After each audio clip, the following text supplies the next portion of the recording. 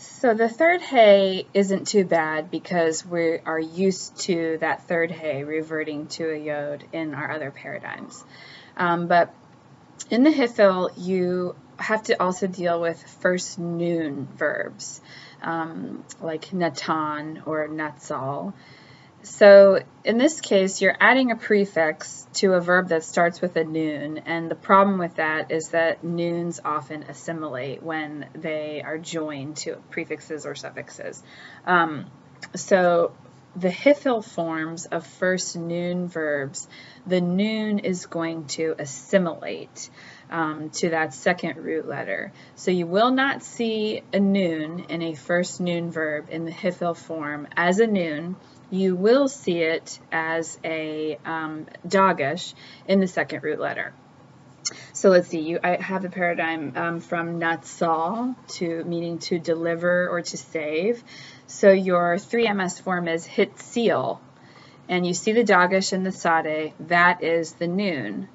Now I guess if you looked at this, I'm trying to think of what could you confuse this with. You might look at that dagesh in the second root letter and go, oh, it's a PL, because in the second letter, it's actually not the root, but you might have thought that. So you might see that dagesh in the tzade and go, okay, this is a PL form, there's a dagesh in that second letter. But what would keep you from knowing that is that hirik yod, that long vowel, hits eel. So whenever you see a hirik yod between a second and third root consonant, that is always the Hiphil. That's a dead giveaway.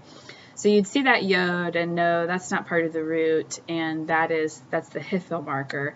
And then you'd look and go, okay, sure enough, the hey is the first letter there. So if you ever see a dagesh in the second letter of a verb form, and hey is the first letter, then I think you should think this is not like a dagesh of a PL form with the second root letter. This is a Hiphil form, and it's a first nun verb where the nun has been assimilated. And the other thing that will help you recognize this is just to really know your vocab. So really know your verbs that start with nun. So no natsal, for example, no natan, and any other high frequency verbs that start with nun, so that when you see the last two letters, that'll help you recognize that as the verb that you've memorized. So let's look at an example of a first nun verb in context. Sorry, I'm looking over here because I have it over here. So let me read this to you. Vayomer mi higid leka ki erom ata. So what we have here, this first word, vayomer, means and he said. Mi, you should recognize. Mi is who. So, and he said, who, so we're in direct speech right now. Higid. Okay, this is our Hiphil. So what verb do you think it comes from? This is our Hiphil first nun.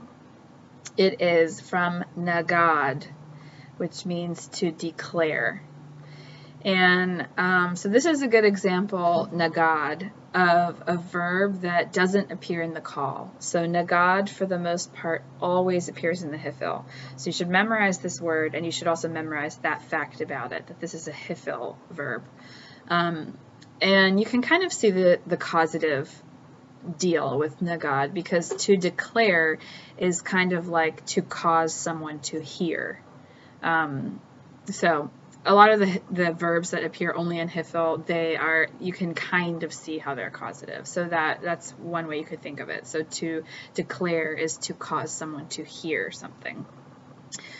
So this is our Hiphil form, so higid, so that nun is hiding there, and this is just the 3ms form. So, and he said, who caused you to know, or who caused to know, and then the leka is to you, right? So we have the la, that would be our prefix, to or for, and then the ka is our pronominal suffix. So, and he said, who caused you to know, or who declared to you, ki erom ata, ki, meaning that, Arom means naked, and then ata, you. So that's our second masculine singular pronoun, right? So this is the Genesis story. This is in the garden. This is God talking to Adam, and he said, "Who told you that you were naked?" That's how we might translate that. So that's a good example of a first nun verb in the Hiphil. So if you just look at this paradigm, just be able to recognize that nuns are going to appear as a dagesh in the Hiphil forms of first nun verbs.